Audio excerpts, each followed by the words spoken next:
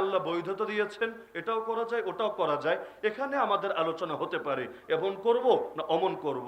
যেমন বাংলাদেশে যত আইন আছে মনে করেন বড় একটা অংশই এমন যেখানে আল্লাহ একাধিক অপশন খোলা রেখেছেন। ট্রাফিক আইনের বিভিন্ন বিষয় আছে, আরো বিভিন্ন সেক্টরের বিভিন্ন বিষয় আছে। এখানে বসে বসে আপনারা রায় চূড়ান্ত করেন, সমস্যার ব্যাপার না। কিন্তু আল্লাহ যা হারাম করেছেন তা হারামই থাকবে, আল্লাহ যা হালাল করেছেন তা হালালই থাকবে। আল্লাহ পতিতালয়কে হারাম করেছেন, এখন যতবারই আইন পাশ করো না কেন পতিতালয় হারামই থাকবে। আল্লাহ তাআলা গান বাজনা অশ্লীলতাকে নিষিদ্ধ করেছেন, যতই এটাকে বৈধতা দেওয়া সিদ্ধ করো এটা নিষিদ্ধই থাকবে। আল্লাহ মদের বারকে নিষিদ্ধ করেছেন, হারাম করেছেন, এখন যতই টাকার বিনিময়ে লাইসেন্স বিতরণ করো যা হারাম তা হারামই থাকবে। আর আল্লাহ জিহাদকে হালাল করেছেন, হালাল না খালি ফরজ করেছেন। আল্লাহ খেলাফতের বিধান দিয়েছেন, আল্লাহ দিন কায়েমের কথা বলেছেন। এখন যতই এর উপর জঙ্গিবাদের ট্যাগ লাগাও, মৌলবাদের ট্যাগ লাগাও, যতই তোমাদের গায়ে অ্যালার্জি হোক, আরে চুলকাতে চুলকাতে যদি তোমাদের গায়ে রক্ত চলে আসে তবুও তোমাদের চুলকানি দেখে দেখে মুসলমান কিছুতে আল্লাহর বিধান ছাড়বে না। জেলে যাওয়া লাগলে জেলে যাবে, ফাঁসির দড়ি চলা লাগলে ফাঁসির দড়ি নিজের গলায় সাদরে বরণ করে নেবে। কিন্তু গালির ভয়ে, হামলার ভয়ে, মামলার ভয়ে আল্লাহর দ্বীনের একটা বিধানও ছাড়তে পারবে না।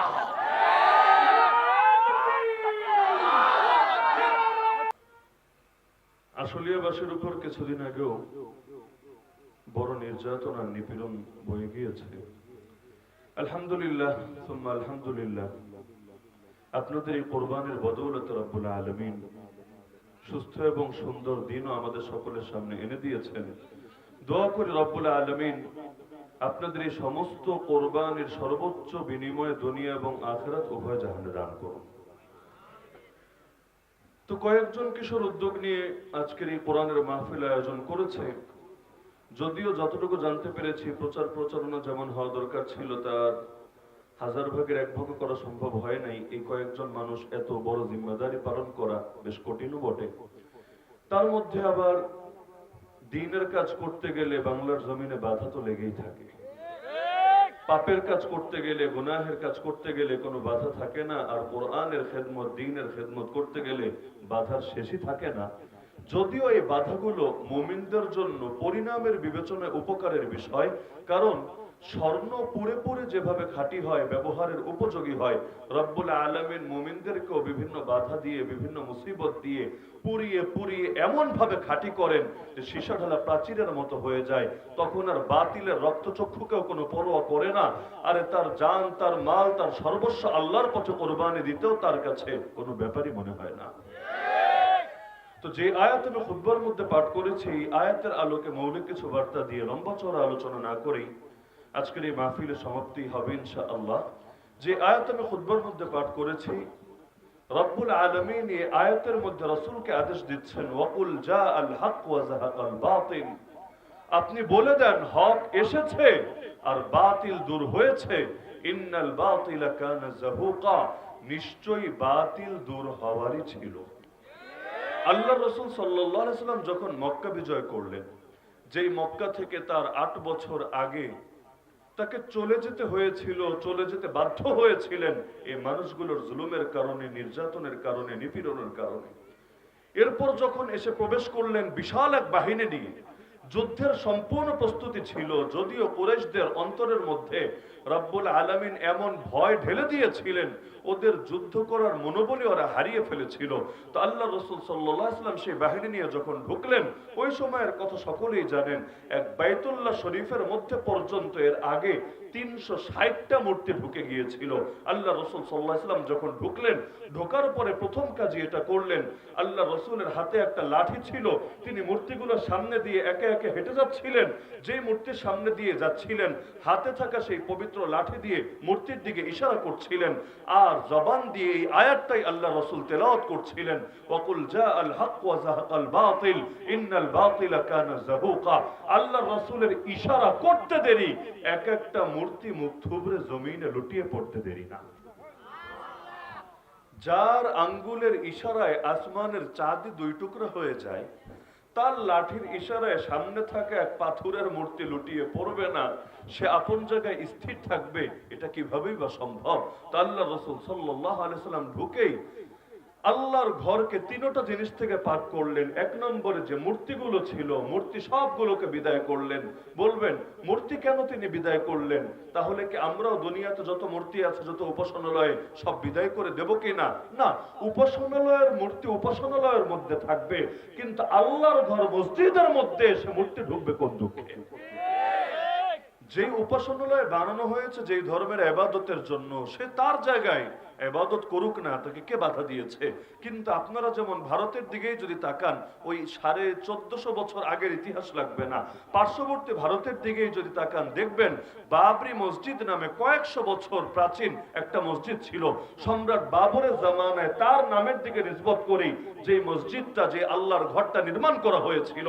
কিন্তু এই জালেমরা, এই ফ্যাসিস্টরা, এক ফ্যাসিস্ট বিদায় হয়েছে, আরেক ফ্যাসিস্টের কোলে গিয়ে উঠেছে।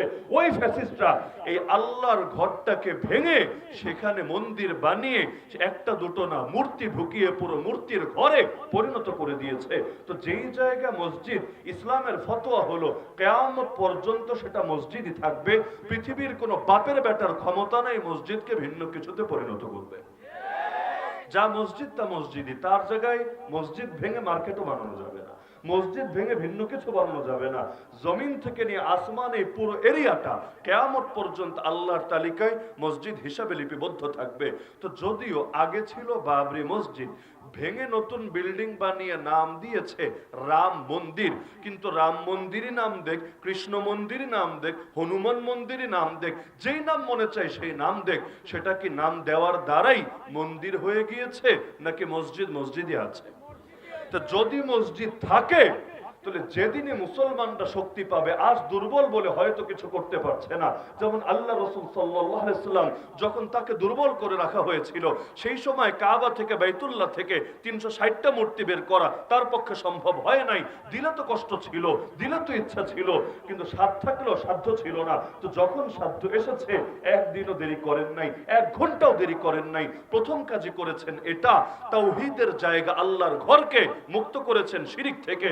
তো মুসলমানদের হাতেও যেদিন ক্ষমতা আসবে, ইনশাআল্লাহ সুম্মা ইনশাআল্লাহ, এ কথা বলতে কোনো লুকোচুরির কোনো কারণ নাই, কোনো দ্বিধা নাই, কোনো সংকোচ নাই। কেউ যদি মনে করে এই কথা শুনলে নাস্তিকরা আবার ভিন্ন মেসেজ বের করে কিনা, এই কথা শুনলে হলুদ মিডিয়া ভিন্নভাবে আবার রিপোর্ট করে কিনা, আমরা বলবো আরে যারা গালি দেওয়ার তারা চিরকালই গালি দেবে। যারা আল্লাহকে গালি দেয়, রাসূলকে গালি দেয়, তার কাছে সাধারণ উম্মত আর কি।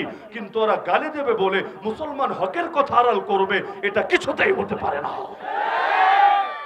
গালির ভয় কেন? মুসলমান তো মৃত্যুর ভয়েও হক প্রকাশে দ্বিধা করে না। এখন নয়তো বাংলাদেশে পরিবেশ সুন্দর হয়েছে, প্রত্যেকেই দিলের মধ্যে যত কষ্ট আছে, যত দুঃখ আছে, যত যাতনা আছে, সব ঢেলে দিচ্ছে। কিন্তু এই যে বিগত 16.5 বছর, সব কথা বলাটা সহজ ছিল না, কারো জন্যই সহজ ছিল না। কিন্তু ওই সময়ও জালিমদের রক্তচক্ষুকে উপেক্ষা করে আল্লাহর দ্বীনের দায়রাকে হকের কথা বলেন নাই। বলার জন্য কেউ 1 বছর, 2 বছর, 3 বছর, কেউ এর চাইতে বেশি 1 যুগ পর্যন্ত জেল খাটেন নাই। এমনকি কেউ কেউ তো জেল এত খাটা খেটেছেন, জেল থেকে আর জিন্দাই বের হতে পারেন নাই, ব্যর্থ হয়েছেন, লাশ হয়ে বের হয়েছেন, শহীদ হয়ে বের হয়েছেন। এই দুনিয়াটা স্বাধীনভাবে আর দেখার তৌফিক হয় নাই। তাহলে জালেমের জুলুমের পরোয়া মুসলমানকে কখনোই হক প্রকাশে গাফিল করে না। আল্লাহ রাসূল সাল্লাল্লাহু আলাইহি সাল্লাম যখন তায়েফের ময়দানে পাথর খেতে খেতে এতটা রক্তাক্ত হয়ে গিয়েছিলেন, পায়ের জুতো পর্যন্ত পায়ের সঙ্গে লেগে গিয়েছিল, ওই সময়ও আল্লাহ রাসূল আল্লাহকে বলছিলেন, আল্লাহুম্মা ইন লাম ইয়াকুন বিকা গাদাবুন আলাইয়া ফালা উবালি, হে আল্লাহ, আমার উপর যদি আপনার রাগ না থাকে, আপনার অসন্তুষ্টি না থাকে, আপনার ক্রোধ আর ক্ষোভ না থাকে, আমার কোনো কিছুতে কোনো পরোয়া নাই। কে মারলো, কে ধরলো, কে গালি দিল, কে বলে দিল, কে ফুল দিল, কে পাথর ছুড়লো, কোনো কিছুতে কোনো পরোয়া নাই। আমার পরোয়া শুধু একটা, না জানি আপনি নারাজ হয়ে যান আমার উপর। তো রাসূলের কথাই তো উম্মতের কথা। মুসলমানের চিন্তা এটাই আল্লাহ যাতে নারাজ না হয় আমার উপর, আর আল্লাহ যদি রাজি থাকে আর গোটা দুনিয়া নারাজ হয়ে যায়, কিচ্ছু আসে যায় না। ইব্রাহিম আলাইহিস সালাম একটা সময় এমন গিয়েছিল, তিনি ছিলেন সেরেফ একা, তার পক্ষে তার বাপও না, তার 14 গোষ্ঠীও না, তার বংশের লোকেরাও না, তার জামানার বাদশাও না, তার দেশের কোনো মানুষই না, একা একজন মানুষ, তবুও পিছপা হন নাই, বাতিলের বিরুদ্ধে লড়ে গিয়েছেন। বাহিনী নাই, সামরিক লড়াই লড়েন নাই, কিন্তু নমরুদের সামনে দাঁড়িয়ে ফেস টু ফেস ডিবেট কিন্তু করে গিয়েছেন, রবের পক্ষে যুক্তি দিয়েছেন, নমরুদ পাল্টা যুক্তি দিয়েছে, যুক্তি খণ্ডন করেছেন, অবশেষে যুক্তিতে নমরুদকে ঠিকই হারিয়েছেন। যদিও নমরুদ হক গ্রহণ না করে উল্টো আগুন জ্বালিয়ে অগ্নিকাণ্ডের মধ্যে তাকে নিক্ষেপ করে দিয়েছে। তো রব্বুল আলামিন সে ইব্রাহিম আলাইহিস সালামের এই কথাটা কোরআনে উল্লেখ করে তার ব্যাপারে সনদ দিয়ে দিচ্ছেন, ইন্না ইব্রাহিম কানা উম্মা, নিশ্চয়ই ইব্রাহিম একাই ছিল একটা জাতি। একা একজন ব্যক্তি হয়, একা একটা জাতি হয় না, কিন্তু হকের উপর যদি মাত্র একজন থাকে, সে একজনই যদি হক নিয়ে বাতিলের বিরুদ্ধে মোকাবেলা করতে পারে, সেই একজনকেই বলা হয় একটা জাতি। এই রকম একজনের দ্বারাই পৃথিবীর মধ্যে জামানার পর জামানা নিত্য নতুন বিপ্লব রচিত হতে থাকে। তাহলে এই কথা বলতে কোনো দ্বিধা নাই, মুসলমান ইনশাআল্লাহ যেদিন রসুলের মতো পাওয়ার পাবে, আল্লাহর ঘরকে আবারও শিরিকের চিহ্ন মুক্ত করে ছাড়বেই ছাড়বে। যা মসজিদ ছিল সেটাকে পুনরায় মসজিদ হিসাবেই জিন্দা করবেই করবে ইনশাআল্লাহ। তা আল্লাহর রসুল 1 নম্বরে মূর্তিগুলোকে বিদায় করলেন। কোন মূর্তি? অন্য উপাসনালয়ে থাকা মূর্তি না, আল্লাহর ঘরের ভেতর ঢোকানো মূর্তি, যেগুলোর পূজা করা হতো। 2 নম্বরে ভাস্কর্য। ভাস্কর্য বুঝেন তো? আমাদের দেশে মূর্তি আর ভাস্কর্যে একটু পার্থক্য করা হয়। মূর্তি বলতে লোকে বোঝায় যেটার পূজা হয়, আর ভাস্কর্য বলতে বোঝায় যেটা ডিজাইনের জন্য, সৌন্দর্যের জন্য, অন্য কোনো স্বার্থের জন্য বানানো হয়, যেটার কেউ পূজা টুজা করে না।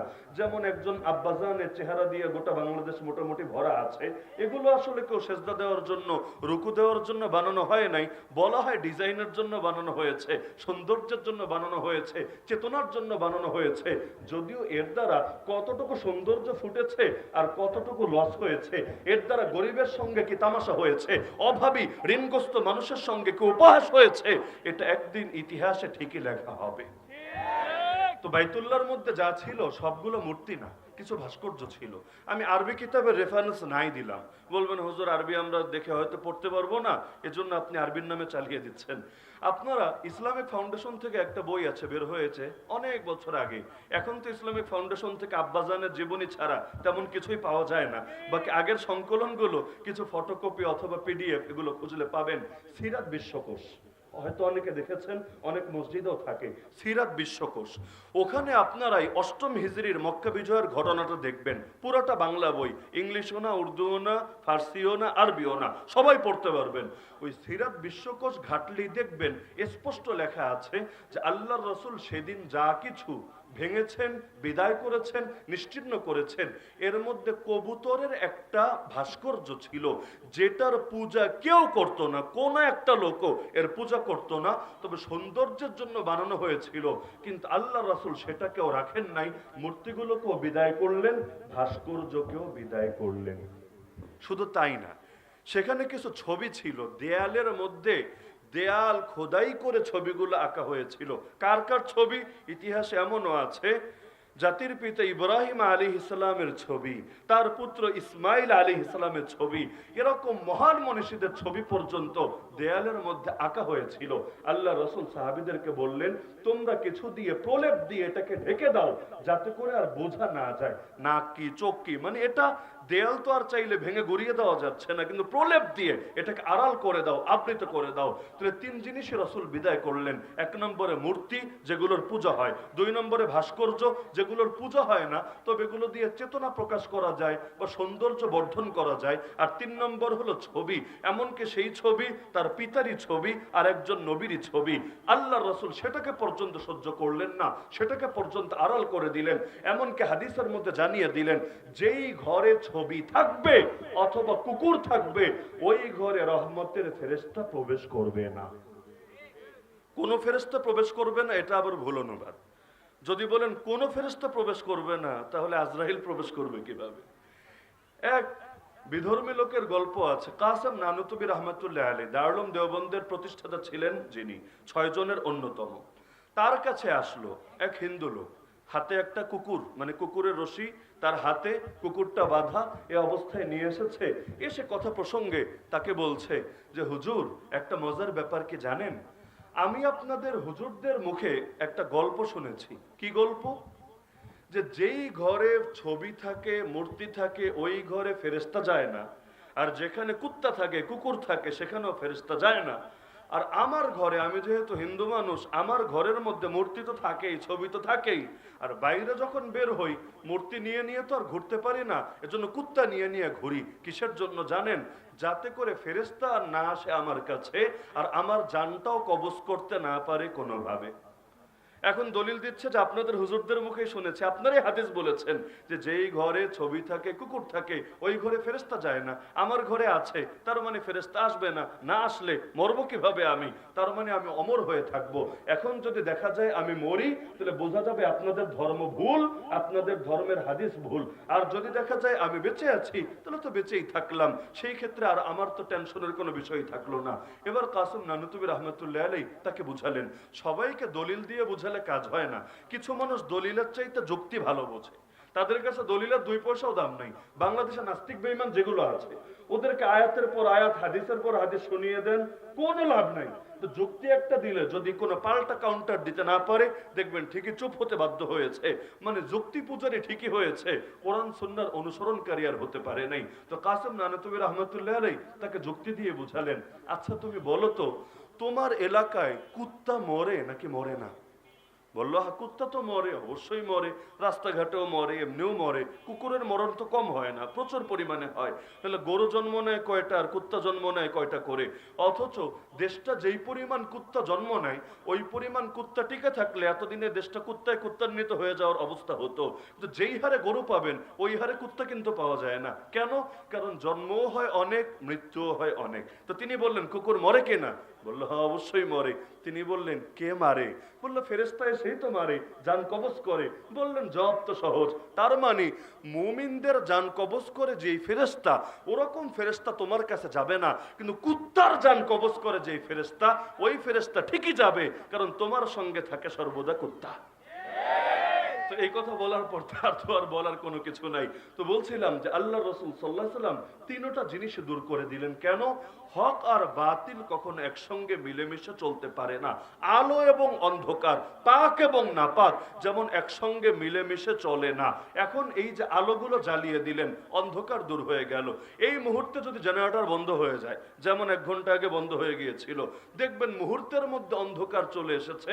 দাওয়াতও দেওয়া লাগে নাই, হেলিকপ্টারও ভাড়া করা লাগে নাই, ইনভাইটও করা লাগে নাই, কিচ্ছু না, এমনি চলে এসেছে। আলো জ্বালিয়ে দেন, ওকে পিটিয়ে বিদায় করতে হবে না, সিগন্যাল দিতে হবে না, বাঁশি দিতে হবে না। যেই মাত্র আলো জ্বলে যাবে, অন্ধকার এমনি বিদায় হবে। আরবিতে বলে ইস্তিমাউ দিদ্দাইনি মুহাল, 2 বিপরীত জিনিস একসঙ্গে একত্রিত হওয়া অসম্ভব, হয়তো এটা না হলে ওটা। যেমন একটা শব্দ বাংলাদেশে খুব চলে, নিরপেক্ষতা। এটাকে ধর্মের সঙ্গে লাগিয়ে বলে ধর্ম নিরপেক্ষতা। এটাকে কেন্দ্র করে আবার একটা মতবাদও গড়ে উঠেছে, ধর্ম নিরপেক্ষতাবাদ। শোনেন নাই জীবনে? শোনেন নাই জীবনে? এটা হলো সেকুলারিজমের বাংলা অনুবাদ করে। ইংলিশে সেকুলারিজম, বাংলায় বলে ধর্ম নিরপেক্ষতাবাদ। যেই বলদে অনুবাদ করেছে, ও না বাংলা পারে না ইংলিশ পারে। কারণ আমি চ্যালেঞ্জ করে বলতে পারবো, সেকুলারিজম শব্দের যথার্থ অনুবাদ ধর্মনিরপেক্ষতাবাদ হয় না। ওই অনুবাদকের মাথায় একটু লুজ কানেকশন ছিল, এজন্য তার আবেগ কাজ করেছে, বিবেক ঠিকভাবে কাজ করে নাই, বলার সময় একটা বলে দিয়েছে। তো সঠিক অনুবাদ বাদ দেন। এই যে ধর্মনিরপেক্ষতাবাদ বলতে কি বোঝায় জানেন? যে আমরা রাজনীতি, অর্থনীতি, বিচার আচার, আইন কানুন, শিক্ষা দীক্ষা, সভ্যতা, সংস্কৃতি আরো ইত্যাদি ইত্যাদি ইত্যাদি ক্ষেত্রে কোন ধর্মকে টানবো না, না ইসলাম ধর্ম, না হিন্দু ধর্ম, না খ্রিস্ট ধর্ম, না বৌদ্ধ ধর্ম। তাহলে চালাবো কিভাবে? বলে আমাদের একটা আকল আছে না, একটা নফস আছে না, আর প্রত্যেকের সঙ্গে শয়তান আছে না। শয়তান যা বলবে নফস শুনবে, নফস সেটা আকলকে সিগন্যাল দিবে, আকল বসে বসে বাস্তবায়ন করবে। যেমন ধর্ম যদি টানে, তাহলে পতিতালয়গুলোতে তালা লাগাতে হবে, নাকি লাগবে না? ইসলামে পতিতালয় হালাল না হারাম? আচ্ছা ইসলাম রাখেন, কোন ধর্ম দিয়া পতিতালয়গুলোর বৈধতা দিতে পারবেন আমাকে বলেন? এটা তো এমনই এক নিকৃষ্ট কাজ, যে কোনো ধর্মই এটার বিপক্ষে বলবেই বলবে। তাহলে ধর্ম যদি টানে, দেশের মধ্যে পতিতালয় কি আর চলবে? আরে বলেন না, চলবে? আচ্ছা, পতিতালয় খোলা থাকলে বৈজ্ঞানিক দৃষ্টিকোণ, ধর্ম রাখেন, বিজ্ঞানের দৃষ্টিকোণ থেকে দেশের কি কি ফায়দা একটু বয়ান করেন দেখি, একটু ব্যাখ্যা করেন দেখি। এমনকি অর্থনৈতিক ভাবে কি ফায়দা যদি দেখায় না হুজুর প্রতি রাত্রি কিছু ইনকাম টিনকাম হয় তো, আবার এখানে মদ জুয়া চলে, এগুলো থেকেও কিছু টাকা পয়সা আসে তো, হ্যাঁ আসে সত্য, তো যেই পরিমাণ আসে তার চাইতে বেশি যায়, মানে কিছু পয়সা আসে কিন্তু নৈতিকতা এবং চারিত্রিক কলঙ্ক এর চাইতে 1000 গুণ বেশি ঘটে। তো লাভ যদি হয় 1%, লস যদি হয় 10%, ওই লাভ দিয়ে মানুষ করবেটা কি? তাহলে পতিতালয় কোন দৃষ্টিকোণ থেকে উপকারী না। খুলে রেখেছে কেন? কারণ ধর্মকে তো আগেই সাইড করেছে। ইসলাম থাকবে মসজিদে মাদ্রাসায়, হিন্দু ধর্ম থাকবে পূজা মণ্ডপে আর তার ধর্মীয় উপাসনালয় ইত্যাদি ইত্যাদি, সব থাকবে সব জায়গায়। আর বাকি যেটা আছে এটা চলবে আমাদের দিয়ে। আমাদের মানে কি? ওদের নফস, ওদের শয়তান, ওদের আকল আর পশ্চিমা বিশ্বে যত শয়তানি চলে এগুলো দিয়ে। এখন ধর্মের আলোকে যদিও ক্ষতিকর, সামাজিক দৃষ্টিকোণ থেকে ক্ষতিকর, বিজ্ঞানের দৃষ্টিকোণ থেকে ক্ষতিকর, সব দৃষ্টিকোণ থেকে ক্ষতিকর, তারপরও পতিতালয়ে চলবে, দলিল দিবে। আপনি যদি ফতোয়া শোনান কোরআনের আলোকে হারাম, হাদিসের আলোকে হারাম, বলবে সব জায়গায় ধর্ম টানতে বলেছে কে? বলে নাকি বলে না? সব জায়গায় ধর্ম টানতে বলেছে কে? তার মানে ধর্ম কিছু জায়গায় টানা যাবে, কিছু জায়গায় টানা যাবে না। তো যে জায়গায় ধর্ম টানলাম মানে সেখানে আল্লাহ এবং তার রাসূলকে টানলাম, যে জায়গায় ধর্ম টানলাম না তার মানে সেখানে নফস আর শয়তানকে টানলাম। মাঝামাঝি তো কিছু হয় না। আরে নিরপেক্ষতা আবার কি জিনিস? হয়তো পুরুষ নয়তো মহিলা, নিরপেক্ষ আবার কি? বুঝলেন নাই? নিরপেক্ষ মানে কি? এটাও না ওটাও না, এটাও না ওটাও না। তাহলে এটা আবার কোন হালুয়া? হয়তো তুমি হকের পক্ষে, না হলে তুমি বাতিলের পক্ষে। হকেরও পক্ষে না, বাতিলেরও পক্ষে না, এটাকেই তো বলা যায় নিরপেক্ষ। আসলে নিরপেক্ষ শব্দটা একটা ভণ্ডামি ছাড়া কিছু না। যে হকের পক্ষে না সেই বাতিলের পক্ষে, এজন্য যে মুমিন না ওই কাফের। এখন যদি মুনাফিক হয়, মুনাফিক মানে উপরে উপরে কালেমা তো পড়ে, ভিতরে ভিতরে কুফর লালন করে, ও আসলে মুমিন না, ও আসলে নিকৃষ্ট কাফেরই বটে। নিরপেক্ষ হতে পারে না মানুষ। নিরপেক্ষ শব্দটাই নিরপেক্ষ না।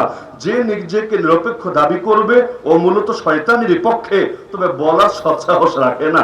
যদি বলে আমরা অ্যান্টি ইসলামিস্ট, আমরা ইসলামের বিরোধী পক্ষ, তাহলে জানে পাবলিক পিঠের চামড়া আর বাকি রাখবে না। এখন আসলে তো ইসলামের বিপক্ষে, কিন্তু বলার সাহস তো রাখে না। এজন্য দেখবেন বিভিন্ন সময় ইসলামের সাইনবোর্ড গুলো ব্যবহার করে। কেউ নির্বাচন আসলে ডায়লগ মারে, দেশ চলবে মদিনা সনদ দিয়ে। বলে নাকি বলেন? শুনতে তো কি মজা লাগে। মক্কা মদিনা মুসলমানদের আবেগের জায়গা। অনেকে আছে জীবনে কখনো যেতেও পারে নাই, তবুও মক্কা মদিনা নামগুলো শুনলে আবেগ ধরে রাখতে পারে না। তো যদি শুনে দেশ চলবে মদিনা সনদ দিয়ে, দিল্লি সনদ দিয়ে না, ওয়াশিংটনের সনদ দিয়ে না, মস্কোর সনদ দিয়ে না, বেইজিংয়ের সনদ দিয়ে না, কার না ভালো লাগে? কিন্তু উপরে যদি শিরোনাম থাকে মদিনা সনদ, কিন্তু আসলে হয় দিল্লির দাদাজানের সনদ, তাহলে অবস্থাটা কেমন হবে? কি কষ্ট পাচ্ছেন নাকি? অনেক সময় হয় যে উপরে দেখানো হয় ভিন্ন জিনিস, ভেতরে থেকে ভিন্ন জিনিস। হাতির 2 রকম দাঁত থাকে, কুছ দেখানে কে লিয়ে, কুছ খানে কে লিয়ে। কিছু আছে বড় বড় উপরে বিশাল বিশাল, কিন্তু এগুলো জাস্ট ফর শো, এটা দেখায়, এটা দিয়ে খায় না। আর যেটা খায় ওটা লুকিয়ে রাখে, এটা আর বাইরে দেখায় না। তার মানে দেখানোর জন্য আলাদা আর খাওয়ার জন্য আলাদা। কিছু মানুষের দরদ আর দরদ আর দরদ, চোখ দিয়ে পানি পড়ে পড়ে, নাক দিয়েও অল টাইম পানি পড়তে থাকে। কোনো একটা কষ্টের জিনিস দেখলেই নাক দিয়ে খালি মুছতেই থাকে, আয় রে মেট্রো রেল, হায় হায় বাবাজি কি হবে এই মেট্রো রেল, কবে তুমি আহত থেকে সুস্থ হবা, কিভাবে তোমার ট্রিটমেন্ট করা যাবে, এটা হবে ওটা হবে, কত দুঃখ আর কত দুঃখ। এমনকি বলতে থাকে স্বজন হারানোর বেদনা আমাদের চাইতে আর কে ভালো বোঝে। কিন্তু আমরা যখন কারাগারে পড়ে থাকি, আমাদের স্বজনদের চোখ থেকেও যে পানি ঝরে, আমাদের স্বজনরাও যে শোক সইতে না পেরে অনেক সময় মৃত্যুর করে পর্যন্ত ঢলে পড়ে, যাদেরকে ক্রস ফায়ার দিয়েছে, যাদেরকে আয়না ঘরে ভরে রেখেছে, যাদেরকে গুম করে রেখেছে, এদেরও যে স্বজন আছে, এগুলোই শয়তানদেরকে গিয়ে কে বোঝাবে? তাহলে অনেক সময় উপরে সুন্দর সুন্দর ব্যানার থাকে, কিন্তু ভিতরে পুরাই পচা দুর্গন্ধযুক্ত জিনিস থাকে। আমার নবী বলেছেন আরো 1450 বছর আগে, কিয়ামতের আগে মানুষ কুকর্ম ঠিকই করবে, নামটা খালি চেঞ্জ করে দেবে। নবী বলেন ইউসাম্মুনাহা বিগাইরি ইসমিহা, মদ খাবে তবে মদ বলে খাবে না, মদকে ভিন্ন নামে ডাকবে। কি নাম? এই যুগে বলে না ছেলেটা মদখোর, শুনলেই তো খারাপ লাগে। ছেলেটা একটু ড্রিঙ্কস করে, শুনলে মজাই তো লাগে। আর ও একটা সুদখোর, শুনলে কেমন লাগে? হালকা পাতলা ইন্টারেস্টের সাথে জড়িত আছে, শুনলে তো ভালোই লাগে। আরে ও হলো বেশ্যার সাথে ঘোরে, পতিতার সাথে ঘোরে, ও হলো জিনায় লিপ্ত আছে, শুনলে তো পুরাই একটা খারাপ খারাপ ফিল হতে থাকে।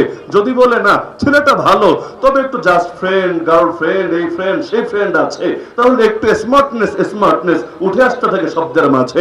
তো নবী ভবিষ্যৎবাণী করেছেন কিয়ামতের আগে অবস্থা এমন হবে, আকাম ঠিকই চলবে, শিরোনামটা চেঞ্জ হবে। এই যুগে দেখেন না নবীকে গালি দেয় একদল লোক, আরে দেয় নাকি দেয় না, দেয় নাকি দেয় না? নাম দিয়েছে বাক স্বাধীনতা, কথার স্বাধীনতা। আরে এটা আবার কেমন কথার স্বাধীনতা যে তোর মুখের কোনো লাগামই থাকবে না? তোর সামনে কেউ যদি তোর মাকে গালি দেয়, তুই কি সেটাকে কথার স্বাধীনতা বলে মেনে নিবি? কেউ যদি তোর সামনে তোর নেতা নেত্রীকে গালি দেয়, তুই কি সেটাকে কথার স্বাধীনতা বলে মেনে নিবি? তো যা নিজের ব্যাপারে মানিস না, আল্লাহ এবং তার রাসূলের ব্যাপারে তা মানাতে আসিস কোন দুঃখে? এমনকি যুক্তি তো হওয়া দরকার যে পেলে সবাই পাক, না পেলে কেউ পাবে না। তোর মুখে যদি কোনো লাগাম নাই থাকে, আর এটাই যদি স্বাধীনতার দাবি হয়ে থাকে, তাহলে আরেকজনের হাতে লাগাম থাকবে কোন দুঃখে? তোর মুখের স্বাধীনতার যদি দাবি হয় আল্লাহ নবীকে গালিগালাজ করা, মুসলমানের হাতেরও স্বাধীনতা হওয়া উচিত, তোর মতো শয়তানকে জাহান্নামের চৌরাস্তায় পৌঁছে দিয়ে আসা। লাগাম লাগালে সবাই লাগাক, না লাগালে কেউ লাগাবে না, কিন্তু কেউ পাবে আর কেউ পাবে না, তা হবে না, তা হবে না। তুই তোর জিহ্বায় লাগাম লাগিয়ে রাখ, মুসলমান হাতেও লাগাম রাখবে। কিন্তু তোর জিহ্বায় যদি লাগাম না থাকে, মুসলমানের হাতেও লাগাম থাকবে না। আল্লাহ রাসূলের জামানায় এক অন্ধ সাহাবী ছিলেন। অন্ধ বোঝেন তো, চোখে খুব ভালো দেখেন, তাই না? দেখেন না। সেই সাহাবীর একটা দাসী ছিল। সেই দাসীটা তার সব ধরনের খেদমত আঞ্জাম দিত। তো এটা তো আপনারা ভালোই বোঝেন, কেউ যদি অন্ধ হয় স্বাভাবিকভাবে সে পরনির্ভরশীল থাকবে, তার কাজগুলো সে করতে পারবে না, অন্যের উপর মুখাপেক্ষী হতে হবে। তো সেই দাসীটাই তার সব কাজ করে দিত, এবং তিনিও সেই দাসীটাকে অত্যন্ত মহব্বত করতেন। সেই দাসীটাকে আল্লাহ একটা যোগ্যতা দিয়েছিলেন, সেই যোগ্যতা হলো কাব্য প্রতিভা, সাহিত্যের যোগ্যতা। কিন্তু এই পাপিষ্ঠা এই যোগ্যতাটাকে ভালো কাজে না লাগিয়ে মন্দ কাজে লাগালো। সে আল্লাহ নবীকে কবিতা দিয়ে দিয়ে বিভিন্ন ভাবে কটূক্তি করতে শুরু করলো। এক পর্যায়ে তার মনিবের কানে এটা আসলো যে তার অধীনে থাকা দাসী আল্লাহ নবীর সামনে রাদবি করে, কবিতা বলে বলে নবীকে ব্যঙ্গ করে, বিদ্রুপ করে, কটূক্তি করে, ক্রিটিসাইজ করে। সে সতর্ক করে দিল, খবরদার দাসী, আল্লাহ নবীর ব্যাপারে আমি কিন্তু কোনো আপোষ করব না। তো তোর যদি কটূক্তি করতে মনে চায় আমারে কর, কিন্তু আল্লাহ নবীরে কটূক্তি করলে আমি কিন্তু তোরে ছেড়ে দেব না। ভেবেছে মনিব তো আমারে জান প্রাণ দিয়ে মহব্বত করে, আর নারীর প্রতি মহব্বত তো একটু বেশিই থাকবে, স্বাভাবিকই বটে। সে ভেবেছে কি আর বলবে, হয়তো ধমক দিবে, না হলে ধরে একটু পিটাবে, মারবে, এর চাইতে আর বেশি কি হবে। কিন্তু কটূক্তি করলে মুশরিকদের নেক নজর পাওয়া যাবে, টাকা পয়সার বান্ডিল পাওয়া যাবে। বাংলাদেশে অনেক নাস্তিকতা করে, এ কারণে না যে নাস্তিকতাই ওদের আদর্শ, বরং এ কারণে ওরা বিভিন্ন কাফের দেশে দৃষ্টি আকর্ষণ করতে চায়। ওরা মুসলমানদের উস্কানি দিয়ে খেপিয়ে দিতে চায়, যাতে মুসলমান ওদের উপর ক্ষিপ্ত হয়, একটু মাইক দেয় বা গালিটালি দেয়, পরে এগুলো দেখাবে, দেখো বাবাজিরা আমি বাক স্বাধীনতা পাচ্ছি না এই দেশে, গণতান্ত্রিক অধিকার পাচ্ছি না এই দেশে, আমার অধিকার প্রয়োজন, আমি অ্যাসাইলাম চাই, তোমাদের দেশে আমাকে থাকতে দাও, আমাকে যাওয়ার ব্যবস্থা করে দাও। তারাও চিন্তা করবে, আরে ছেলেটা বাক স্বাধীনতার চর্চা করছে, কিন্তু এই মৌলবাদী গুলো, এই জঙ্গিবাদী গুলো তাকে স্বাধীনভাবে কথা বলতে দিচ্ছে না। ঠিক আছে, তুই আমার দেশে চলে আয়। এখন কাফের দেশে যাবে, 5 বছর কষ্ট করে থাকবে, এরপর গ্রিন কার্ড একটা পাবে, যেটা ওদের কাছে জান্নাতের টিকিটের চাইতেও বেশি দামি ওদের কাছে মনে হয়ে থাকে। তো অনেকে আছে এমন যারা বাস্তবে আদর্শ হিসাবে ওটাকে গ্রহণ করে নাই, কিন্তু ধান্দাবাজির জন্য একদলকে রাজি খুশি করার জন্য এই কাজগুলো করে। এজন্য দেখবেন অনেকে সুর চেঞ্জ হয়ে যায়, এত বলে চাপতে চাপতে জিহ্বার চামড়া পর্যন্ত তুলে ফেলে। খালি কোন রকম ক্ষমতা চেঞ্জ হতে দেরি, আল্লাহর বান্দার সুর চেঞ্জ হতে দেরি না। এখন বিপরীত মেরুতে এত বলা বলে, ওই দলের লোকে যত বলে না তার চাইতে বেশি সে বলে। এজন্য বাংলায় প্রবাদী হয়ে গিয়েছে, অতি ভক্তি ভালো মানুষের লক্ষণ না, অতি ভক্তি চোরের লক্ষণ। তো এইরকম হালত গুলো চলতে থাকে। তো নাস্তিকতা আর ইসলামের ক্ষেত্রে এটা হয়। আল্লাহ নবী মক্কায় 13টা বছর দাওয়াত দিলেন, 1000টা লোক কালেমা পড়লো না। অপরদিকে নবী যখন মদিনায় গেলেন, পাওয়ার নবীর হাতে, রাষ্ট্র ক্ষমতা নবীর হাতে, বাহিনী আল্লাহ নবীর অধীনে, সবই নবীজির অধীনে। তখন মুসলমান এত হওয়া শুরু করলো যে অনেকে আসলে কাফের, তবুও কালেমার ঘোষণা দিতে শুরু করলো, যেগুলোকে মুনাফিক বলা হয়। মানে সাহাবী না, মুসলমানই না, তারপরও কালেমা পড়ছে কেন? কারণ দেখেছে এই পরিচয়টা দিলেই সুবিধা, এই পরিচয়টা দিলেই ধান্ধা। কিন্তু মক্কার জামানায় আরে 1000 লোকরে কালেমা পড়ানো যাচ্ছে না, আর এখন মুনাফিকি হয়ে যাচ্ছে এত বেশি। উহুদের যুদ্ধে আল্লাহ নবী বের হলেন, 300 জন রাস্তা থেকে ফেরত আসলো, এই 300 জনের প্রত্যেকটা ছিল মুনাফিক। তো 1000-এর মধ্যে 300 জন যদি মুনাফিকই থাকে, 30%, সংখ্যাটা কিন্তু একেবারে কম না। তাহলে সুখের দিনে লোকের অভাব থাকে না, দুঃখের দিনে লোক খুঁজে পাওয়া যায় না, অথচ বিপদেই বন্ধুর পরিচয় পাওয়া যায়। ইসলামের দুর্দিনে খাঁটি ইসলাম প্রেমিক কারা, এটার পরিচয় পাওয়া যায়। তো যে প্রসঙ্গে বলছিলাম যে আল্লাহ রাসূল সাল্লাল্লাহু আলাইহি ওয়াসাল্লামের জামানায় সেই অন্ধ সাহাবী যখন দেখলেন কোনোভাবেই সে থামে না, গালিগালাজ চালিয়ে যাচ্ছে, একদিন তিনি কঠোর সিদ্ধান্ত নিয়ে বসলেন। দিন শেষ, রাত আসলো, তিনি ঘরে এসে বাসায় প্রবেশ করলেন। ঘরে এসে বাসায় প্রবেশ করার পরে দাসীটা ঘুমাচ্ছিল, ছুরি একটা হাতে নিলেন, দাসীর কাছে গেলেন, এরপর আল্লাহর নাম নিয়ে কাজ যা করার তা করে ফেললেন। বিছানা রক্তে ভেসে গেল এবং তিনিও সেখানে রাত কাটিয়ে দিলেন। সকালে আল্লাহ নবীর দরবারে বিচার উঠলো, কারণ আল্লাহ নবী নিজেই ছিলেন রাষ্ট্রপ্রধান, নিজেই ছিলেন বিচারক। কারণ নবীর চাইতে উত্তম বিচারক কে হবে, নবীর চাইতে উত্তম শাসক কে হবে? তো আল্লাহ নবী সাল্লাল্লাহু আলাইহি ওয়াসাল্লামের সামনে বিচার আসলো যে মদিনার মধ্যে একজন দাসী নিহত হয়েছে। তো নবী এবার যাচাই বাছাই করা শুরু করলেন, খোঁজ খবর নেওয়া শুরু করলেন যে এই খুনটা কে করেছে, এই হত্যাকাণ্ড কে ঘটিয়েছে। তো অন্ধ সাহাবী নিজেই এসে এবার হাজির হলেন, পেছন থেকে দাঁড়িয়ে সামনের দিকে আসতে লাগলেন, এসে বললেন, ইয়া রাসূলুল্লাহ, সব অপরাধ আমার কাঁধে, আমি নিয়ে নিচ্ছি। আমি নিজে স্বেচ্ছাপ্রণোদিত হয়ে তাকে হত্যা করেছি। কিসের জন্য?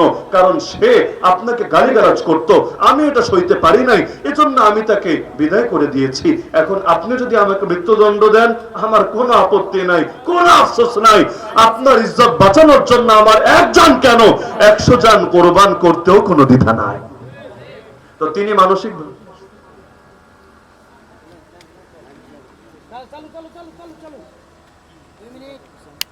না পেরে তুমি তাকে মেরে ফেলেছো, সুতরাং ইসলাম তোমাকে মৃত্যুদণ্ড দেবে না। এটা এতটাই স্পষ্ট মাসআলা, লা ইয়ানতাতিহু ফিহা আনাজান। আমার রাসূল বলেন এই ব্যাপারে দুইটা ছাগলও শিং দিয়ে গুতাগুতি করবে না। মানে মুফতি দ্বিমত করবে তো দূরের কথা, দুই ছাগলও দ্বিমত করবে না। তুমি যাও, আমি তোমাকে খালাস দিয়ে দিলাম। তাহলে আল্লাহ রাসূল সাল্লাল্লাহু আলাইহি ওয়াসাল্লামের আদর্শ থেকে আমরা কি শিক্ষা গ্রহণ করলাম? যে তিনি এসেই তিনি সব কিছুকে বিদায় করলেন, মূর্তিও না, ভাস্কর্যও না, ছবিও না, কোনোটাকেই তিনি অ্যালাউ করলেন না। কেন? কারণ হক আর বাতিল একসঙ্গে মিলেমিশে চলতে পারে না। হক আসার মানেই বাতিল দূর হওয়া, বাতিল আসার মানেই হক দূর হওয়া। আমি আপনাকে এক গ্লাস দুধ খেতে দিলাম, তবে দুধের মধ্যে 2 ফোঁটা গরুর চুনা মিশিয়ে দিলাম, যেটাকে অনেকে বরকতের নিয়তে খায় আর কি। একেবারে খুব ফিলিংস নিয়ে গ্লাসের মধ্যে নিয়ে হলুদ শরবত খায়, আর এটাকেও ধর্মীয় ফ্লেভার দিতে চায়। তো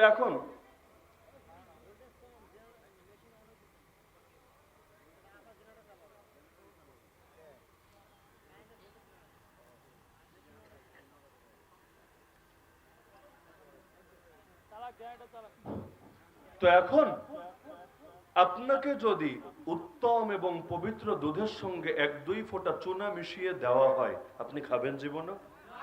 কেন? কারণ আপনিও জানেন যে ভালো আর মন্দ যখন মিশ্রিত হয়ে গিয়েছে, হুকুম কিন্তু ভালোর উপর যাবে না, হুকুম কিন্তু মন্দটার উপরেই যাবে। বাংলাদেশে যাদেরকে মৃত্যুদণ্ড দেওয়া হয়, কেন? হয়তো সে খুন করেছে, ধর্ষণ করেছে, অথবা বড় কোনো অপরাধ করেছে। আচ্ছা, ওদের জীবন খুঁজলে, এই অপরাধীদের জীবন খুঁজলে ভালো অনেক গুণকে পাওয়া যাবে না? আমরা যেহেতু 1 বছর জেলখানায় কাটিয়ে এসেছি 2021 থেকে 2022, সে গণগ্রেফতারের সময়টাতে, সেখানে তো সব ক্যাটাগরির লোক চোখের সামনে দেখেছি। খুনি বলেন, ধর্ষক বলেন, বড় বড় ডন বলেন, সবই দেখে এসেছি। তো এটাই তো বাস্তব কথা যে এদের অনেকের ব্যাপারে শুনলে বিশ্বাসও হতো না যে এই মানুষটাই বাইরে খুন করেছে, এই মানুষটাই বাইরে ধর্ষণ করেছে, কারণ তার মধ্যে এত এত ভালো গুণ আছে যে এটার সঙ্গে ওই খারাপ জিনিসটা কল্পনায় আসতে চায় না, বিশ্বাসও হতে চায় না। তো একজন মানুষের মধ্যে যদি 100টা ভালো গুণ থাকে কিন্তু একটা খুবই খারাপ গুণ, যে সে খুনি, সে ধর্ষক, সে এটা, সে সেটা, তাহলে আপনারা কি ভালো গুণের কথাটা বলেন না খারাপ দোষের কথাটা বলেন? কেন? কারণ ভালো আর মন্দ যখন মিশ্রিত হয়, নজর কিন্তু ভালোটার দিকে না খারাপটার দিকে যায়। সাদা পাঞ্জাবি বা সাদা কাপড় যারা পরেন, যদি আপনার কাপড়ের মধ্যে কোনো একটা দাগ লেগে যায়, যে গরু গোশত দিয়ে ভাত খেয়েছেন, হলুদ লেগে গিয়েছে, দেখবেন আপনার দিকে কেউ তাকালেও নজরটা কিন্তু কিভাবে ওই দাগের দিকে আগে চলে যাচ্ছে। আমার মনে পড়ে এখন, সে ছোট ছিলাম ওই সময়, একদিন ঈদের দিন, রমাদানের ঈদ যেটা ঈদুল ফিত্র, ঈদুল ফিত্রের দিন আমাদের মসজিদে একটা তাবলিগ জামাত ছিল। তো ঈদের নামাজ পড়ে আসছিলাম, হঠাৎ করে তাবলিগ জামাতের কয়েকজন আমাকে বলল যে শাহজালাল মাজার তো এখানে কাছেই, চলো মাজারটা একটু ঘুরে আসি। তা আমরা তো চিনি না, তুমি তো স্থানীয়, যেহেতু আমার বাড়ি এখানে কাছে, তাহলে চলো একটু আমাদেরকে ঘুরিয়ে নিয়ে আসো। তা আমার ইচ্ছা হচ্ছিল না যে ঈদের দিন এখন আবার যাব এখানে যেতে। আর দূরের মানুষের জন্য জায়গাগুলো আকর্ষণীয় থাকে, যাদের ঘরবাড়ি সেখানে, তাদের জন্য সেটা আলাদা আকর্ষণ থাকে না। আপনারা অনেকে ঢাকা থেকে সিলেট যান পাহাড় দেখতে, আর আমার বাসার চারদিকে অল টাইম এমনি পাহাড় থাকে, জানলা দিয়ে তাকালেও পাহাড়, দরজা দিয়ে তাকালেও পাহাড়, উঠানে আসলেও পাহাড়। তা আমাকে পাহাড় আলাদা করে কেন টানবে? আমি তো আর পাহাড় দেখার জন্য খাগড়াছড়ি, বান্দরবানি হোক আর সিলেটি হোক যাব না। তা আমাকে বলল, কিন্তু এখন ছোট মানুষ আগ্রহ করে বলছে, আর ঈদের দিনও বেচারারা সফরে আছে, তাহলে ভাবলাম বলেছে তাহলে যাই। তো গেলাম। এখন শাহজালাল মাজারের ভেতরে ঢুকবো, একজনকে দায়িত্ব দিলাম যে সবাই যদি একসাথে চলে যায় জুতার কি হবে, জুতা নিয়ে ভেতরে প্রবেশ করা যাবে না। তাহলে একজনকে দায়িত্ব দিলাম এক জায়গায় জুতা রেখে যে আপনি এখানে একটু থাকেন, সর্বোচ্চ 5 মিনিটের মধ্যে আমরা ঘুরে দেখে আসছি। এরপর আরেকজন দাঁড়াবে, আপনি গিয়ে দেখে আসেন, জুতাটাও নিরাপদে থাকলো আর সফরও দেখাও সবার হয়ে গেল। ঈদের দিন নতুন জামা, নতুন জুতা, নতুন জুতা নিয়ে গেলাম।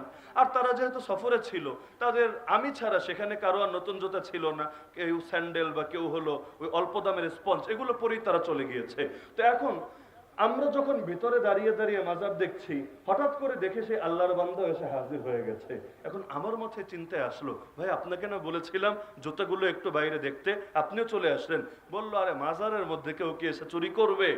আমার তো মাথায় এবার আসমান ভেঙে পড়লো, কারণ আমার তো জানা আছে যে এখানে কি চলে না চলে। তাড়াতাড়ি করে আসলাম বাইরে, এসে দেখে সবগুলো জুতা ঠিকই আছে, একটা জুতা হাওয়া হয়ে গেছে, সেই জুতাটা হলো আমার জুতা। এখন ঈদের দিন কেমন একটা কষ্ট লাগে। আর শাহজালাল মাজার থেকে বাসায় যেতে 6 কিলো পথ আমাকে অতিক্রম করতে হবে। তো এখন এই 6 কিলো খালি পায়ে কিভাবে যাব?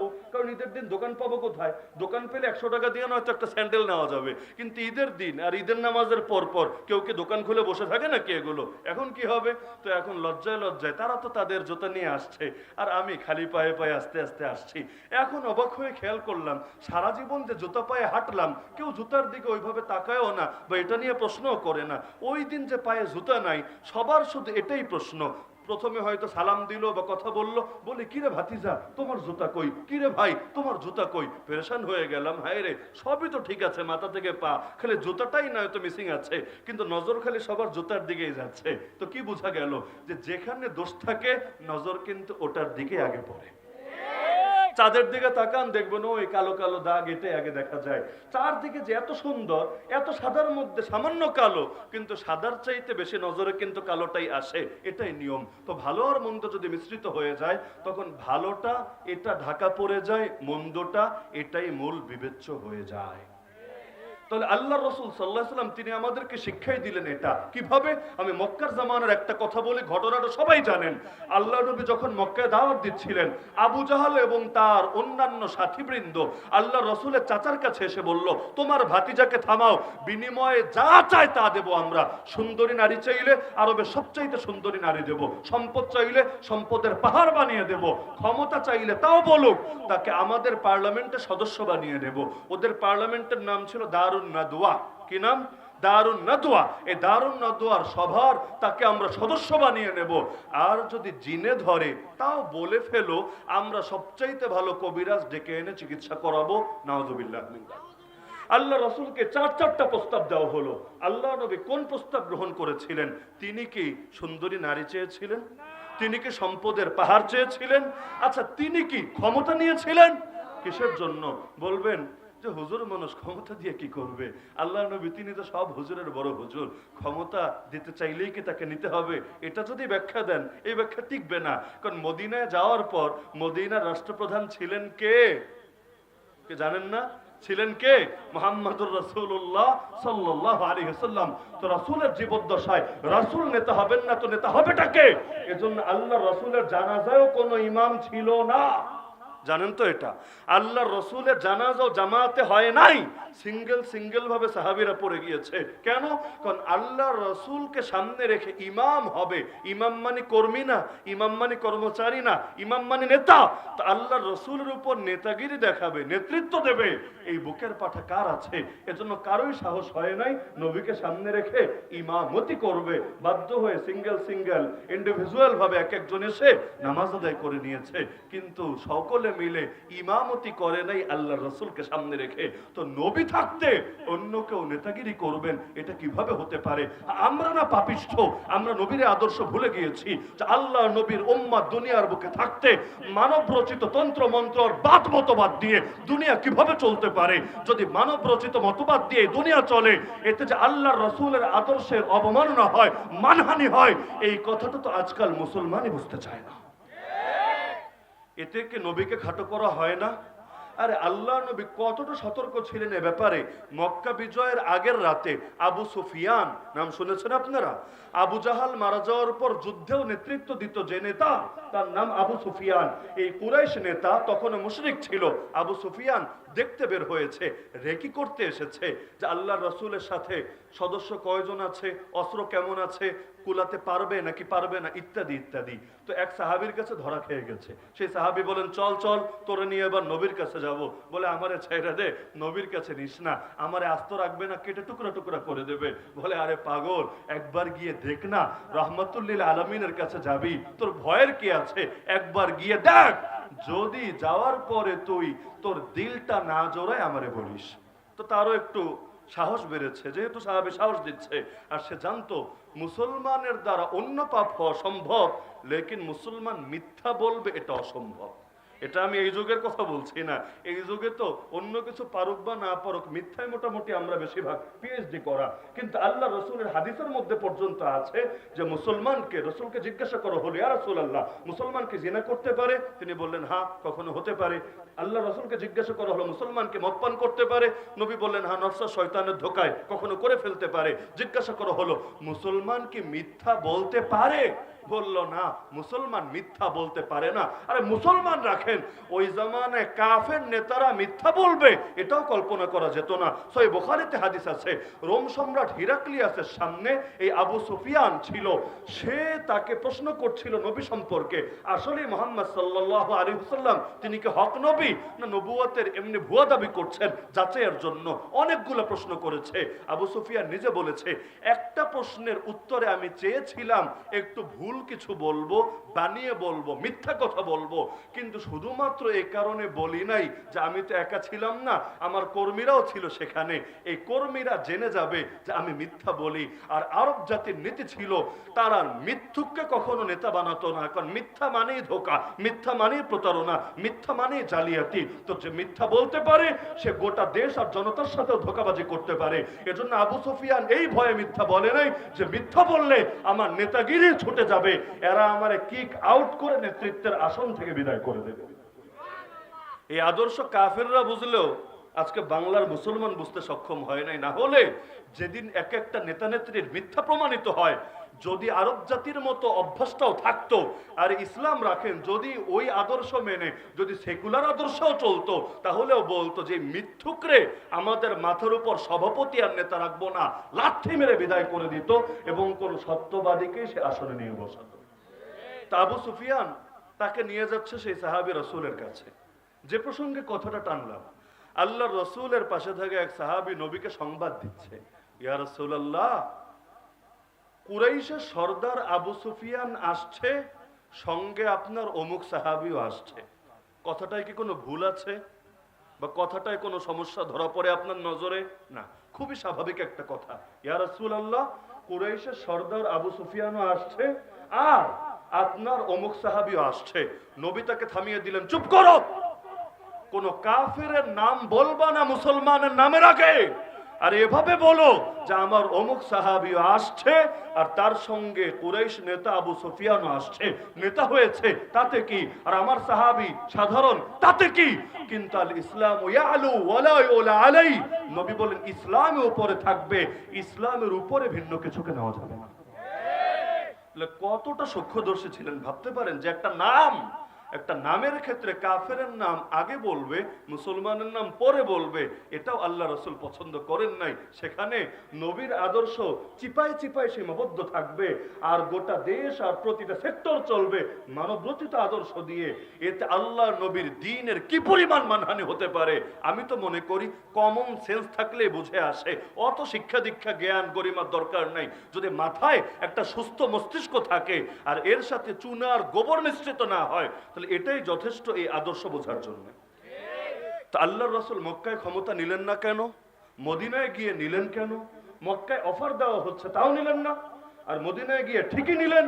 সমস্যা কোথায় ছিল মক্কায়? এটাই হলো মূল বিষয়। মক্কা আর মদিনা, মদিনায় আল্লাহর রাসূল যখন ক্ষমতা নিলেন তিনি একক নেতা ছিলেন যার কোনো শরিক নাই।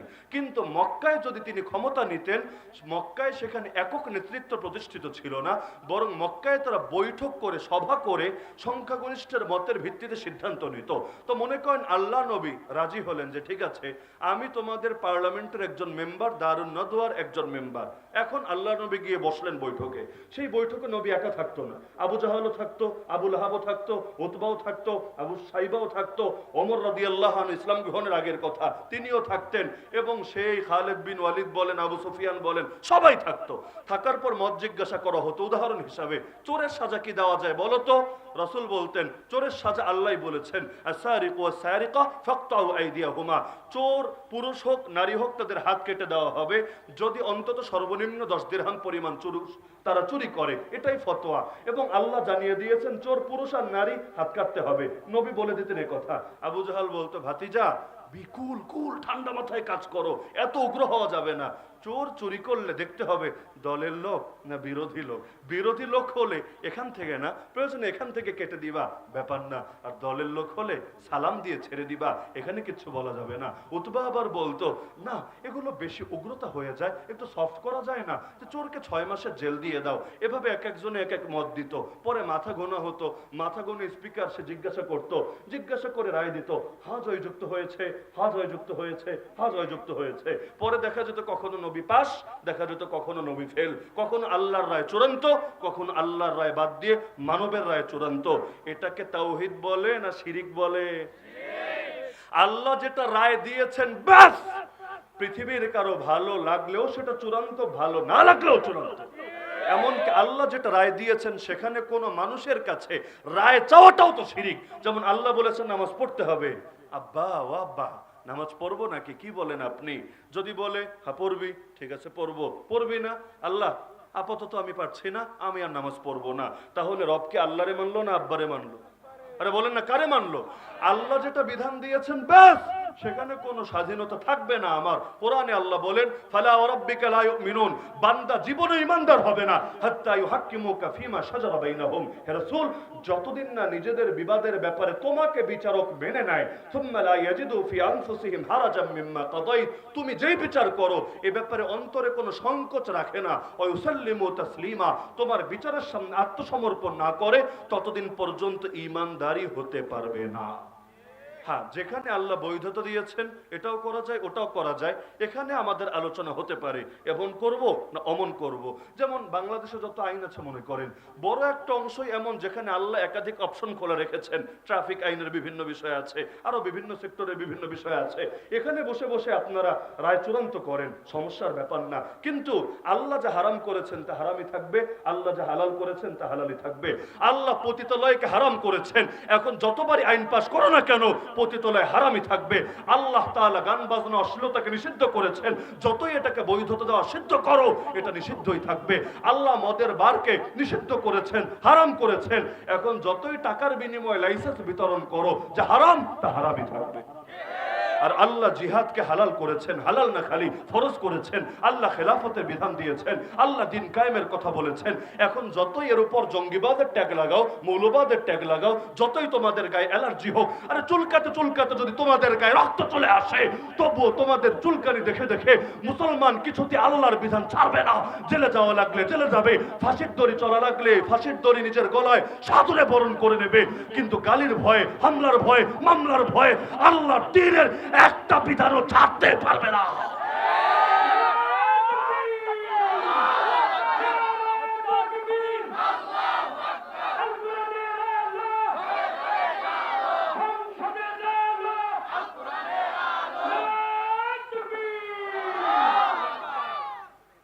এমনকি আমি একটা বিষয় স্পষ্টভাবে বলি, ফতোয়া যদিও অনেকের বদহজম হতে পারে, ইসলামের প্রতিনিধি যারা, যেমন এক উদাহরণ দিয়ে শুরু করি, আরেক উদাহরণে গিয়ে শেষ করি। ফতোয়ার কিতাব আপনি খুললে স্পষ্টভাবে এই ফতোয়া লেখা পাবেন। কেউ যদি আলেম সমাজকে গণহারে গালি দেয়, গণহারে বুঝেন, এখনো ব্যক্তিগত দোষের কারণে কোনো ব্যক্তিকে গালি দিল, এমন যদি হয় সেটা কবিরা গুনাহ। কারণ গালি জিনিসটাই কবিরা গুনাহ। হাদিসে আছে সিবাবুল মুসলিমি ফুসুকুন, মুসলমানকে গালি দেওয়া জায়েজ নাই, এটা ফাসিকি, এটা কবিরা গুনাহ। তাহলে ব্যক্তিগত দোষের কারণে যদি গালি দেয় সেটা কি হয়? কবিরা গুনাহ। কিন্তু ঢালাও যদি গালি দেয়, কেন? হুজুর দেখলে তার চুলকানি ওঠে, হুজুর দেখলে তার ভেতরে কেমন কেমন জানি লাগতে থাকে, কেন? হুজুররা নবীর ওয়ারিস, হুজুররা কোরআনের তরজমান, হুজুররা আল্লাহর দ্বীনের ধারক এবং বাহক। এ কারণে এক শ্রেণী আছে কিনা যে হুজুর দেখলেই তেলে বেগুনে জ্বলে ওঠে, আছে কিনা? তো এরকম চুলকানি নিয়ে কেউ যদি গণহারে আলেম সমাজকে গালি দেয়, ফতোয়ার কিতাবে আছে তার ঈমান নষ্ট হয়ে যাবে, বেঈমান হয়ে যাবে, মুরতাদ হয়ে যাবে। কেন? কারণ সে আলেমকে গালি দিচ্ছে কোনো ব্যক্তিগত দোষের কারণে না, আলেমকে গালি দিচ্ছে আল্লাহ এবং তার রাসূলের প্রতিনিধিত্ব করার কারণে। কথাটা এবার দ্বিতীয় উদাহরণে নিয়ে যাই। যারা দিন কায়েমের মেহনত করে এবং তাদের মেহনতের মধ্যে আপনি যৌক্তিক কোনো ভুল দেখাতে পারছেন না দলিল প্রমাণের আলোকে, দলিল প্রমাণের আলোকে, বুঝলেন? মানুষ হিসাবে ভুল তো ভাই আমারও হতে পারে, আপনারও হতে পারে। তো ভুল নিয়ে আপনি যদি কোনো আলোচনা করেন সেটা ভিন্ন বিষয়, কিন্তু ভুল নিয়ে আলোচনা না। কেন দিন কায়েমের কথা বলা হবে? কেন মানবরচিত মতবাদ, সেকুলারিজম বা নাস্তিকতা এগুলোকে বাদ দিয়ে আল্লাহর জমিন, আল্লাহর দিন কায়েম করা হবে? এজন্য গণহারে কেউ যদি দিন কায়েমের সৈনিকদের বা তাদের গোটা সমাজকে, গোটা অংশকে, গোটা দলকে যদি গণহারে গালিগালাজ করে, আগের ফতোয়ার সাথে এই ফতোয়া মিলান, সে ঈমানদার কোন যুক্তিতে থাকবে আমাকে বোঝান। কারণ সে বিরোধিতা করছে দিন কায়েমের চেতনার কারণে। আর দিন কায়েম করার নির্দেশ দিয়েছেন কে? কোরআনে স্পষ্ট আয়াত, আকিমুদ্দিন, দিন কায়েম করো। আল্লাহ বললেন দিন কায়েম করো, সেটা আল্লাহর কথার উপর আমল করছে, এজন্য তোমার গা জ্বলছে। তাহলে তোমার ঈমান থাকছে কিভাবে? এই আয়াতের উপর তো তোমার ঈমান বরবাদ হয়ে গিয়েছে। অনেকে আছে কোরআন দিয়ে দলিল দেয়, তবে কোরআন পুরোটা মানে না, আংশিক মানে। যেমন আমি নাম বলবো না, আমাদের এক নেত্রী ছিল বাংলাদেশে, সে দাঁড়িয়ে বলতো সংসদে, লাকুম দীনুকুম ওয়ালিয়া দীন। এটা দিয়ে কি দলিল দিত? ধর্ম যার যার, উৎসব সবার, অথবা ধর্ম নিরপেক্ষতাবাদ। এটাই হলো কোরআনের কথা, এটাই হলো সূরা কাফিরুনের শেষ আয়াতের কথা, লাকুম দীনুকুম ওয়ালিয়া দীন। ভাবটা এমন, পুরো কোরআনে আর কোনো আয়াত নাই, একটা মাত্র আয়াতই আছে, আর সেটা সে মুখস্থ করে দিয়েছে। কেউ কেউ তো শিয়াশিত্বের দলিল দিত। শিয়াশিত্তা পড়েছি, শিয়াশিত্তা আবার কোন হালুয়া? নাম বলতে বলতে বুখারী, মুসলিম, তিরমিজি বলতে বলতে মিশকাত শরীফের নামও বলে দিত। যদিও মিশকাত আবার শিয়াশিত্তা হলো কবে, ওটা ওর বাপ ওর 14 গোষ্ঠীও তো প্রমাণ করতে পারবে না কিয়ামতের আগ পর্যন্ত। তো শিয়াশিত্তা পরে কি শিখলা? শিয়াশিত্তা পরে কি শিখেছে? একটু পরে গান গেয়ে শুনিয়ে দেয় গোটা জাতিকে, এটাই শিখেছি, এটাই হলো শিয়াশিত্তার শিক্ষা। এরা যদি ধর্ম ব্যবসায়ী না হয়, ধর্ম ব্যবসায়ী কারে বলে? আজকাল তো দিনদারদেরকে গালি দেয় ধর্ম ব্যবসায়ী। আরে নির্বাচন আসলে যারা মাজারে মাজারে দৌড়ায়, আমার বাড়ি যেহেতু মাজারের পাশে, দেখি তো কোন নেতা কোন নেত্রী সারা বছর নামাজেরও খবর নাই, আর নির্বাচন আসলে আব্বার কাছে আম্মার কাছে দোয়া আনতে যায়। আসলে দোয়া বিষয় না, ফটোশুট করতে যায়, টেলিভিশনে সাক্ষাৎকার দিতে যায়, ক্যামেরা না থাকলে একটাও যেত না। মূল উদ্দেশ্য সবার ভোট কালেকশন করা। তো এই মাজারে মাজারে যারা থাকে সেখানে গঞ্জিকা সেবন করে, সিদ্ধি পাতা খেয়ে মেহনত করে এবং নারী পুরুষের ফ্রি মিক্সিং করে, আরো যত আকাম কুকাম আছে করে, এদেরও তো ভোট আছে, এই ভোটগুলোও তো লাগবে। তো সব জায়গায় গিয়ে সুশীলগিরি দেখায়। তো এই যে বিভিন্ন সময় ধর্মের নাম ব্যবহার করে, তাহাজ্জুদ নাকি একদিনও মিস হয় না, ফজরের পর ইয়াসিন নাকি ভুলেও বাদ যায় না। যদিও মানুষ গিয়ে গোটা রুম তন্ন তন্ন করে খুঁজেও বিদেশে কি কি জানি পায়, কিন্তু এই ইবাদতের কোনো চিহ্ন টিহ্ন নাকি খুঁজে পায় না। অদ্ভুত ব্যাপার স্যাপার। তাহলে তুমি রাত্রে কয়শো রাকাত তাহাজ্জুদ পড়ো, আর এটা বলার দরকারটা কি? তুমি কি ধর্মীয় রাজনীতি করো? যদি না করো, তোমার তাহাজ্জুদ এখানে টানার দরকার কি রে ভাই? তোমার লাকুম দিনুকুম ওয়ালিয়াদিন টানার দরকার কি? তোমার শিয়া শিক্ষা টানার দরকার কি? এটাই তো ধর্ম ব্যবসা। তো ধর্মীয় রাজনীতি করবা না, তুমি ধর্ম দিয়ে দলিল দিবা কোন মুখে? এগুলো হতো নাকি হতো না? হতো নাকি হতো না? তাহলে আল্লাহ রসুল তিনি মক্কায় যদি ক্ষমতা নিতেন, শিরিকের সঙ্গে নেওয়া লাগতো। মদিনায় গিয়ে ক্ষমতা নিলেন, তাওহীদের সঙ্গে ক্ষমতা নিলেন। কি বুঝলেন? হক আর বাতিল একসঙ্গে মিলেমিশে চলবে, তাই না? নাকি হক আসলে বাতিল পালাবে, আর বাতিলকে জিন্দা করতে হলে হককে মারতে হবে? যদি তোমরা চাও জমিনের মধ্যে ইসলামকে নিশ্চিহ্ন করবা, আরে আগে তো আমাদেরকে নিশ্চিহ্ন করতে হবে। কারণ একজন মুসলমানের ভেতরে যতদিন প্রাণ থাকবে, সেই প্রাণে স্পন্দন থাকবে, তার ধমনীতে রক্ত প্রবাহিত হবে। আরে মুসলমান তার সর্বস্ব কোরবান করে হলেও, নিজের জানের বিনিময়ে হলেও, নিজের ফ্যামিলির বিনিময়ে হলেও আল্লাহর জমিন, আল্লাহর দ্বীনকে জিন্দা রাখার জন্য সর্বোচ্চ মেহনত করে যাবেই যাবে।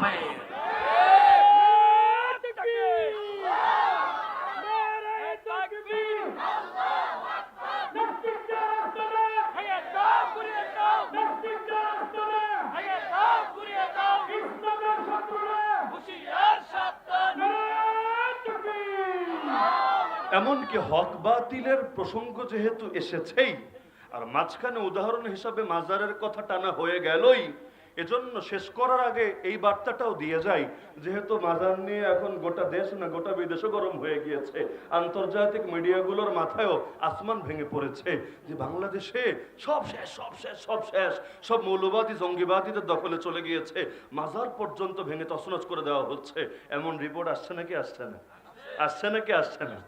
এখন আসার পরে কেউ আবার অতি সুশীল হয়ে যাচ্ছে, কেউ আবার বেশি খেপাটে হয়ে যাচ্ছে।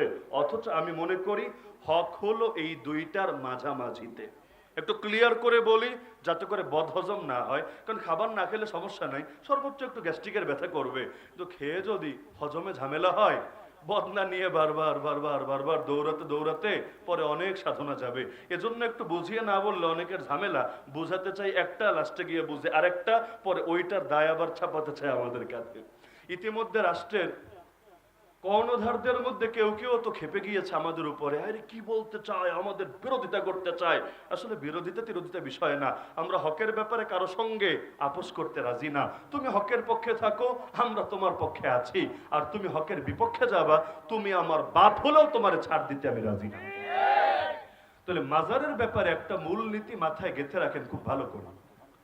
যেখানে আল্লাহর ওয়ালিরা শুয়ে আছেন, অর্থাৎ তাদের কবর, সহজ ভাষায় এটাকে মাজার বলা হয় কেন? মাজার শব্দের অর্থ হলো যেটা বেশি বেশি জিয়ারত করা হয়, জিয়ারতের জায়গা। যেমন মসজিদ মানে কি? সেজদার জায়গা। মাদ্রাসা মানে কি? ক্লাসের জায়গা, দার্সের জায়গা। তাহলে যেখানে বেশি বেশি দার্স হয়, নিয়মিত দার্স হয়, সেটাকে মাদ্রাসা বলে। যেখানে নিয়মিত সেজদা হয়, ইবাদত হয়, সেটাকে মসজিদ বলে। তো একইভাবে যেটা নিয়মিত জিয়ারত হয় সেটাকে কি বলে? মাজার বলে। তাহলে ওলিদের মাজার বলতে আমরা বুঝাই যেখানে আল্লাহর কোন ওলি শুয়ে আছেন। শাহজালাল রহমাতুল্লাহ আলাইহি শুয়ে আছেন, শাহপরান রহমাতুল্লাহ আলাইহি শুয়ে আছেন, খাজা মঈনুদ্দিন চিশতি আজমিরি শুয়ে আছেন, সুলতানুল আউলিয়া খাজা নিজামুদ্দিন শুয়ে আছেন। এটাই তো, নাকি আপনারা ভিন্ন কিছু বুঝেন? এবার আসেন, বাংলাদেশে মাজার বলতে যা প্রসিদ্ধ তা সব এমন না যে সেখানে কোন আল্লাহর ওলি শুয়ে আছেন। বরং এর বাইরে আমার দেখা, আমি ছোট মানুষ, আমার দেখাও বড় ক্ষুদ্র, জানাও বড় ক্ষুদ্র, আপনাদের জানা আরো বেশি পরিধি বিস্তৃত হতে পারে। আমি অলিদের কবর ছাড়াও 2 রকম মাজার চিনি বাংলাদেশে। আপনারা চেনেন কি চেনেন না আমারে বললেন। আমি আরো 2 রকম মাজার চিনি। একরকম মাজার হলো ওখানে কেউ শুয়ে নাই, ওখানে কিছুই নাই, এটা পুরাই হাওয়ার উপরে বিনা পুঁজির ব্যবসার জন্য বানিয়ে নেওয়া হয়েছে।